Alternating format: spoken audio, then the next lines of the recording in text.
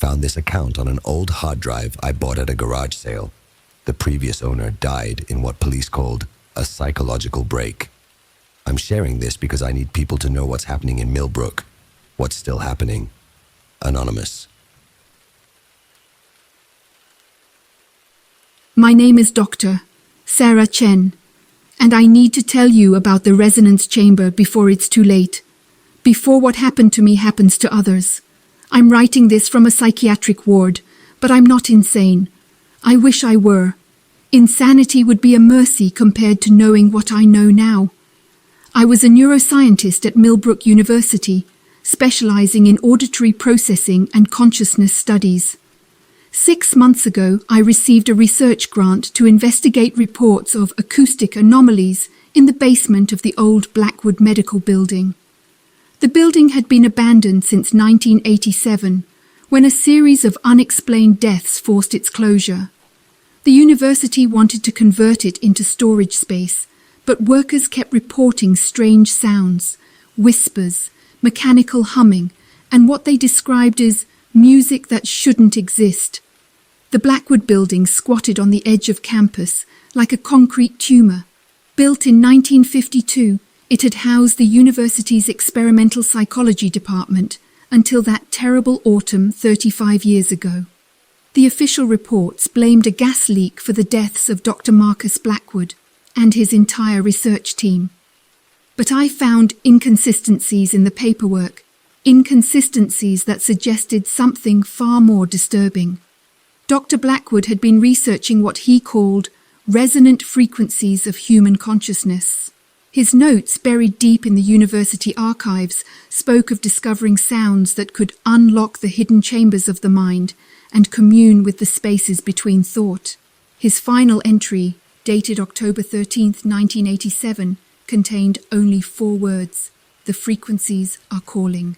I should have stopped there, should have walked away and found a nice, safe research project about hearing loss or tinnitus. But I was ambitious, and the mystery called to me like a siren song. The basement of the Blackwood building felt wrong from the moment I stepped inside. The air was thick and oppressive, carrying a metallic taste that coated my tongue. My recording equipment picked up subsonic vibrations, sounds below the range of human hearing, but present nonetheless. These weren't random noise. They had structure, pattern, almost like language. In the deepest part of the basement, I found it, a circular room with walls covered in strange geometric patterns. At its center sat a chair surrounded by enormous speaker arrays and monitoring equipment, all decades old but somehow still powered. This was Dr. Blackwood's resonance chamber. The patterns on the walls hurt to look at directly. They seemed to shift and writhe when viewed peripherally, forming shapes that my brain couldn't quite process. Looking at them for too long caused headaches and a peculiar sensation of falling inward, as if reality itself was becoming unstable around me. My equipment detected continuous electromagnetic activity in the chamber. The speakers weren't just passive. They were actively generating sound, frequencies so low they were felt rather than heard. But what disturbed me most was the chair. It was positioned at the exact acoustic center of the room, designed to focus every vibration on whoever sat within it. I found Dr. Blackwood's research logs in a hidden compartment beneath the chair. His early entries were clinical, documenting experiments with various frequencies and their effects on consciousness. But as I read deeper, his writing became increasingly erratic, filled with references to the watchers and the spaces between notes where truth lives. According to his notes, Blackwood had discovered that certain combinations of subsonic frequencies could induce what he called expanded perception, a state where the mind could perceive dimensions beyond normal reality. He believed these frequencies were not random, but were actually a form of communication from entities existing in parallel dimensions. They speak through vibration, he wrote, through the fundamental resonance of reality itself. The chamber doesn't create these sounds. It amplifies them. It opens the door. I should have destroyed everything then. Should have burned the research and sealed the chamber forever. Instead, I decided to conduct just one test. I told myself I was being scientific, that I would take proper precautions. But the truth was simpler and more damning. I was curious.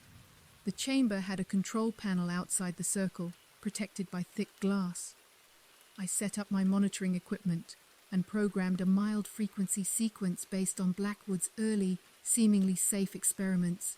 Then I sat in the chair and activated the system. At first, nothing happened. The sounds were too low to hear, felt only as gentle vibrations through the chair and floor. But gradually, my perception began to change. Colors became more vivid, sounds more distinct.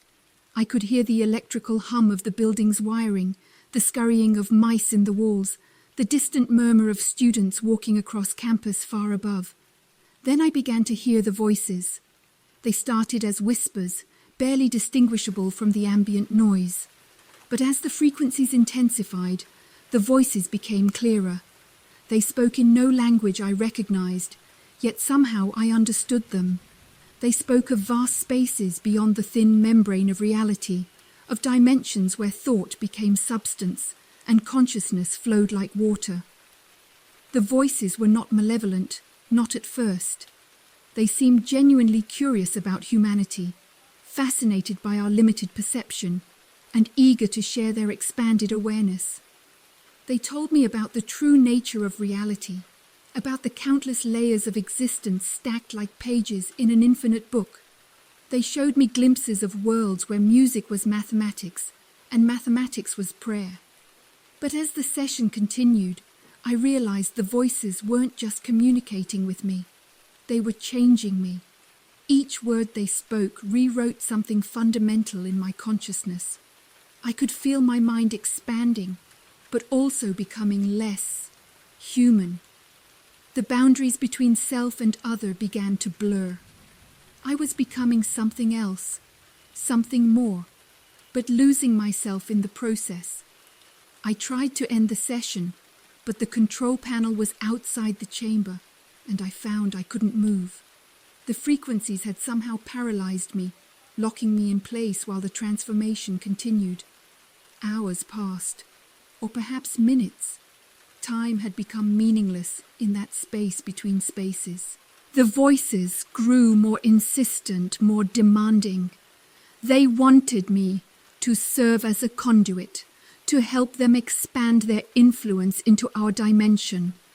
They showed me visions of other worlds they had already claimed, planets where every living thing had been converted into extensions of their collective consciousness.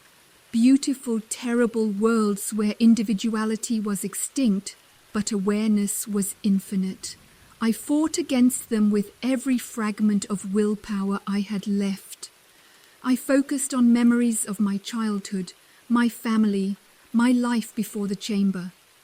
Slowly, painfully, I managed to move my hand toward the emergency shutdown switch mounted on the chair's armrest, a safety feature Blackwood had installed after his early experiments. The moment I hit the switch, the chamber fell silent. The voices stopped abruptly, but I could sense their anger like a physical presence. They had been so close to completing whatever they had started with me, and I had torn myself away from them. But the damage was done. Even with the chamber silent, I could still hear whispers at the edge of my perception. The boundaries between dimensions had been weakened, and something had followed me back. I stumbled out of the chamber and immediately sealed it, using industrial adhesive to block the door. But I knew it was too late. The voices had touched my mind, and that connection couldn't be severed so easily. They were still there, waiting in the spaces between thoughts, growing stronger with each passing day. The next few weeks were a nightmare. I couldn't sleep because the voices grew louder in darkness. I couldn't concentrate because they whispered constantly of the wonders I was missing by remaining bound to my limited human perception. Food lost its taste, colors faded to gray, and music became nothing but noise. I was losing my connection to humanity, becoming something alien and wrong. I tried to continue my research, hoping to find a way to sever the connection, but everything I read confirmed my worst fears. The entities I had contacted were part of something vast and incomprehensible, a collective consciousness that spanned multiple dimensions. They had been trying to break through to our reality for eons, and humans like Dr. Blackwood and myself were their potential doorways. The more I researched, the more evidence I found of their influence throughout history. Ancient texts spoke of the whisperers between and the singers of the void. Medieval accounts described monks who heard divine voices that drove them to madness. Modern reports of EVP phenomena and electronic voice recordings often matched the frequency patterns I had documented in the chamber. They had been trying to break through for centuries, and now they were closer than ever. I made a desperate decision. I would return to the chamber one final time, but instead of opening myself to their influence, I would try to close the connection permanently. I had found references in Blackwood's notes to a counter-resonance that could theoretically sever the dimensional link, but it would require exposing myself to frequencies that would likely destroy my mind in the process. The night I broke back into the chamber, I could feel their excitement like electricity in the air. They knew I was coming, and they were ready for me. The geometric patterns on the walls pulsed with malevolent life, and the chair seemed to beckon me forward. I had prepared carefully. I wore noise-cancelling headphones and carried a device programmed with the counter-resonance frequencies. My plan was simple. Activate the counter-resonance, destroy the chamber's equipment, and seal the room forever, even if it meant sacrificing my own sanity. But as I approached the chair, something unexpected happened. The chamber activated itself. The speakers roared to life without any input from me, filling the room with frequencies that bypassed my headphones and vibrated directly through my bones. The voices returned immediately, but now they were different, angry, desperate, and infinitely more alien than before. "You cannot close what should never have been opened," they said, their words carved directly into my consciousness. "We are already here. We have always been here. You are too late." That's when I saw them. The air in the chamber began to shimmer, and shapes began to form. Not physical shapes, but impressions of consciousness so vast and alien that my mind recoiled from them. They were beautiful and terrible, like mathematical equations given form, like the sound of dying stars made visible. They had been waiting in the spaces between dimensions, pressing against the barriers of reality, like faces against glass. And now, thanks to decades of experiments in the chamber, the glass was finally cracking. I managed to activate my counter-resonance device, but instead of closing the connection, it seemed to amplify it. The chamber filled with a sound beyond sound, a vibration that unmade the very air around it. The walls began to crack, and through the cracks I could see other places, dimensions where physics worked differently, where consciousness was the fundamental force of existence. The entities poured through those cracks like water through a broken dam, but they weren't water.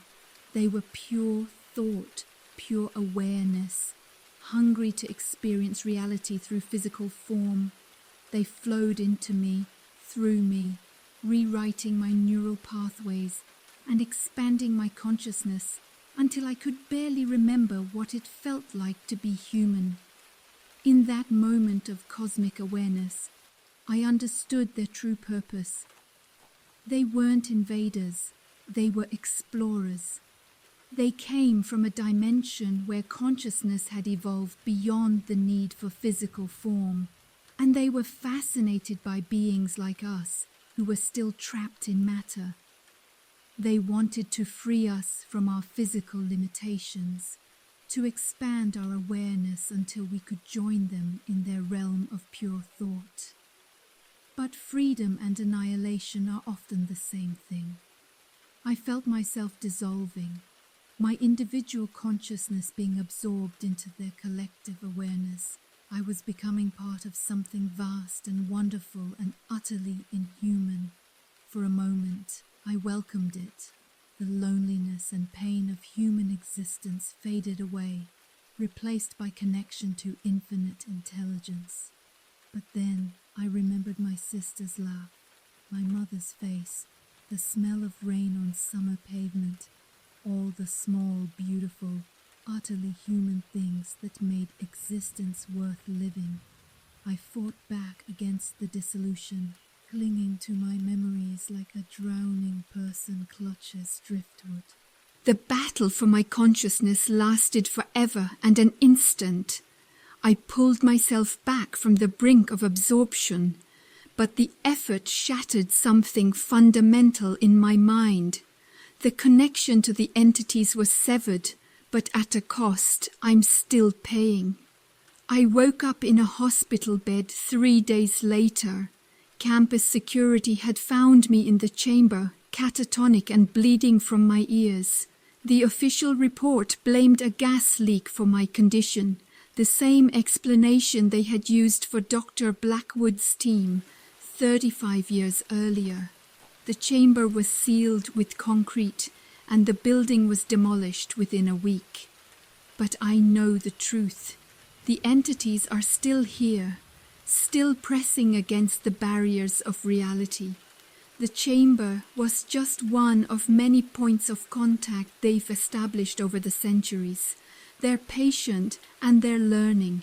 Each contact makes them stronger, more adept at manipulating our reality. I've been in psychiatric care for 3 months now. The doctors say I'm improving, that my delusions are fading, but they're wrong. I'm not delusional. I'm the only one who truly sees. The entities didn't leave when the chamber was destroyed. They're still here, whispering in the spaces between thoughts, waiting for the next opportunity to break through.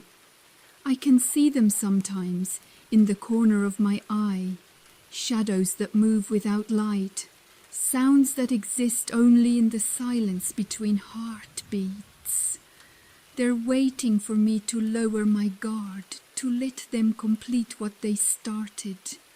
But I won't, I can't, because I know what they really are now. They're not evil, but they're not good either. They're something beyond our concepts of morality, a force of nature as indifferent to human suffering as a hurricane or earthquake. They see us as we see bacteria, interesting, perhaps even useful, but ultimately expendable. And they're winning.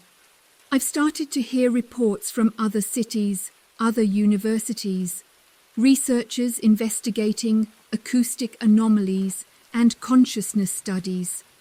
The entities are making contact through every available channel, building a network of influence that spans the globe. They're patient, methodical, and utterly relentless. The worst part is that I can't warn anyone. Who would believe me? A crazy woman in a psychiatric ward raving about dimensional entities and consciousness parasites. They'd just increase my medication and keep me locked up. But maybe that's for the best. Maybe the world isn't ready for the truth. Maybe humanity is better off not knowing what's coming. Or maybe it's already too late. I'm writing this on a computer in the hospital's library, uploading it to every forum and website I can find. I don't expect anyone to believe me, but I have to try. Because if even one person reads this and decides not to investigate those strange sounds in their basement, not to experiment with those unusual frequencies, not to sit in that chair and open their mind to the impossible, then maybe I'll have saved someone from the fate that awaits us all. The entities are still whispering to me as I write this. They're closer now, their voices clearer. They're telling me about the final breakthrough, the moment when the barriers between dimensions will fall completely. They're showing me visions of a world where every human consciousness has been absorbed into their collective awareness, where individuality is extinct, but understanding is infinite. It's beautiful in a way, a universe where loneliness is impossible, where every thought is shared, where the boundaries between self and other have dissolved entirely. But it's also the end of everything that makes us human. I can feel my resistance weakening. The pull of their collective consciousness is stronger than ever, and I'm so tired of fighting. Soon I'll let go, and I'll become part of them.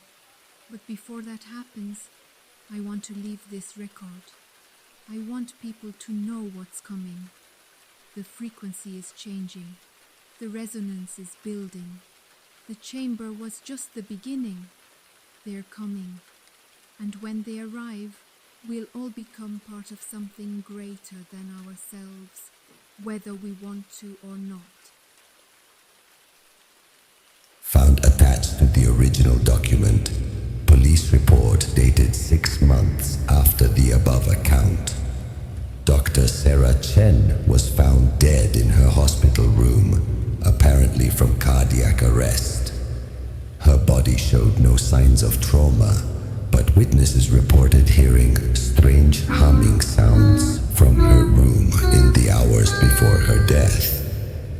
The Millbrook University administration has issued a statement denying any connection between Dr. Chen's research and her subsequent psychological breakdown. The Blackwood building site remains empty, though local residents report occasional electrical disturbances in the area. Anonymous. Personal note: I've been researching this story for weeks now, and I'm starting to hear the whispers too. If you're reading this, whatever you do, don't try to find the frequency recordings. Don't look for the patterns. And if you start hearing voices in the silence between sounds, run. Run as far as you can, and never look back. Some doors should never be opened. Some truths should never be known. Minus Anonymous. File corrupted. Unable to verify authenticity. Recommend immediate deletion. System administrator.